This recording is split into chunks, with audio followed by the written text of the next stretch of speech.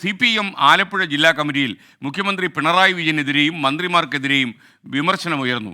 മുഖ്യമന്ത്രി പിണറായി വിജയൻ ശൈലി മാറ്റണമെന്ന് ജില്ലാ കമ്മിറ്റിയിൽ അഭിപ്രായമുണ്ടായി.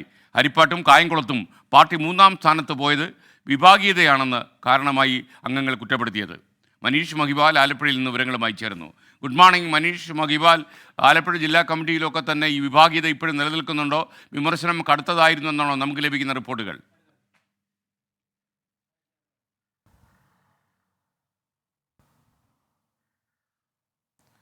അതെ SKN, തെരഞ്ഞെടുപ്പ് തോൽവിക്ക് ശേഷം ചേർന്ന അവലോകന യോഗം, അതായത് ജില്ലാ സെക്രട്ടേറിയറ്റ് യോഗം, റിപ്പോർട്ടിംഗ്, ജില്ലാ കമ്മിറ്റി യോഗം, അത് ഇന്നലെയും മിനിഞ്ഞാന്നുമായി നടന്നിട്ടുണ്ട്. ഇന്ന് കൂടി ജില്ലാ കമ്മിറ്റി യോഗം തുടരേണ്ടതായിരുന്നു. പക്ഷേ ഇന്നലെ രാത്രി കൂടി അത് ചേർന്ന് അത് ഇന്നലെ തന്നെ അത്തരം റിപ്പോർട്ടിംഗ് അവസാനിച്ചു. ഇനി ജൂലൈ 4 മുതലാണ് കീഴ്ഘടകങ്ങളിലേക്കുള്ള റിപ്പോർട്ടിംഗ് ആരംഭിക്കുക.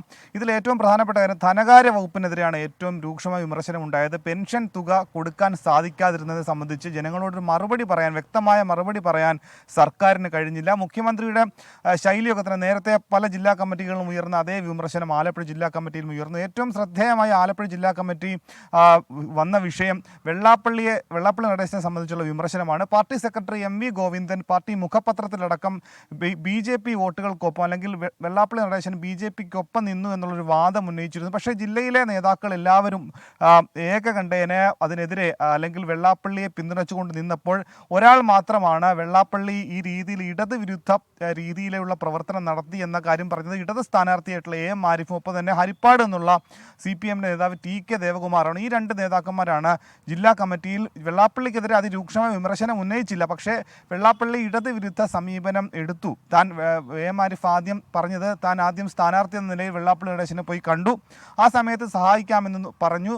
ഒപ്പം തന്നെ NDA സ്ഥാനാർത്ഥി ശോഭാ സുരേന്ദ്രനെ പറ്റി ചില കാര്യങ്ങൾ, അതായത് ചില കുറ്റങ്ങൾ പറഞ്ഞു. പിന്നീട് പക്ഷെ കണ്ടത് EDയെ പേടിയാണെന്നാണ് വെള്ളാപ്പള്ളി നടേശൻ തന്നോട് പറഞ്ഞത് എന്നടക്കമുള്ള ഒരു വിമർശനം. പക്ഷേ അത് വിമർശനം എന്ന രീതിയിലല്ല AM ആരിഫ് പറഞ്ഞത്. മറ്റു ചില കാര്യങ്ങൾക്കൊപ്പം പറഞ്ഞതിൻ്റെ കൂട്ടത്തിൽ, അതായത് തെരഞ്ഞെടുപ്പിന് വലിയ ഫണ്ടുകളൊക്കെ തന്നെ തനിക്ക് ഇല്ലാതെ വന്നു. പക്ഷേ എതിർ സ്ഥാനാർത്ഥികളൊക്കെ തന്നെ കോടിക്കണക്കിന് രൂപ ചിലവാക്കിയുള്ള പ്രചരണത്തിലേക്ക് എത്തി.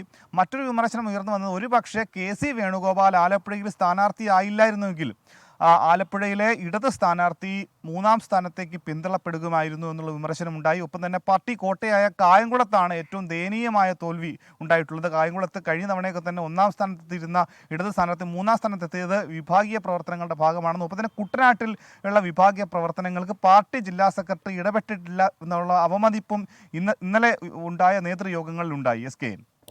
Okay, thank you. മനീഷ് മഹിബാലാണ് ആലപ്പുഴയിൽ നിന്നും നമുക്കൊപ്പം ചേർന്നത്. ആലപ്പുഴ ജില്ലാ കമ്മിറ്റിയിൽ കടുത്ത വിമർശനം മുഖ്യമന്ത്രിക്കെതിരെയും മറ്റു മന്ത്രിമാർക്കെതിരെയും ഉണ്ടായെന്നാണ് റിപ്പോർട്ട്. അരവിന്ദ് KR, ഞാനൊരു സ്പോർട്സ്മാൻ സ്പിരിറ്റോടെ ഈ സന്ദേശം വായിക്കണം. നാണം കെട്ട ശ്രീകണ്ഠ, ജില്ലാ കമ്മിറ്റി താങ്കളെ അറിയിച്ചിട്ടാണോ? അരവിന്ദ്, താങ്കളെപ്പോലുള്ള പ്രവർത്തകരാണ് വേറെ രീതിയിലൊരു ഈ പാർട്ടിയിലേക്ക് ശാപമെന്ന് വേണമെങ്കിൽ ഞാൻ പറയാം. നേതാക്കന്മാർ എന്ത് ചെയ്താലും അങ്ങനെ ചെയ്തു കാണില്ല എന്ന് പാവങ്ങൾ വിശ്വസിച്ച് കളയുന്നു. അതുകൊണ്ടാണ് ഈ നേതാക്കന്മാർക്കൊക്കെ ഇങ്ങനെ ചെയ്യാൻ കഴിയുന്ന. അരവിന്ദ്, താങ്കൾ അറിയേണ്ട ഒരു കാര്യം, ഒരു കാലത്ത് കമ്മ്യൂണിസ്റ്റ് പ്രസ്ഥാനം പോലെയുള്ള കേഡർ പാർട്ടികളിൽ നിന്ന് നമുക്കൊരു രഹസ്യവും ചോർത്തിയെടുക്കാൻ കഴിയുമായിരുന്നില്ല.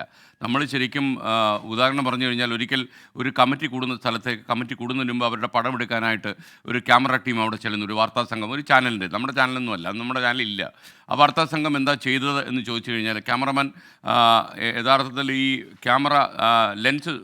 ക്യാമറ സൂം ചെയ്യുന്നു എന്ന രീതിയിലൊരു ധാരണയുണ്ടാക്കി അവരുടെ അജണ്ടയുടെ പേപ്പർ ഷൂട്ട് ചെയ്തെടുത്തു.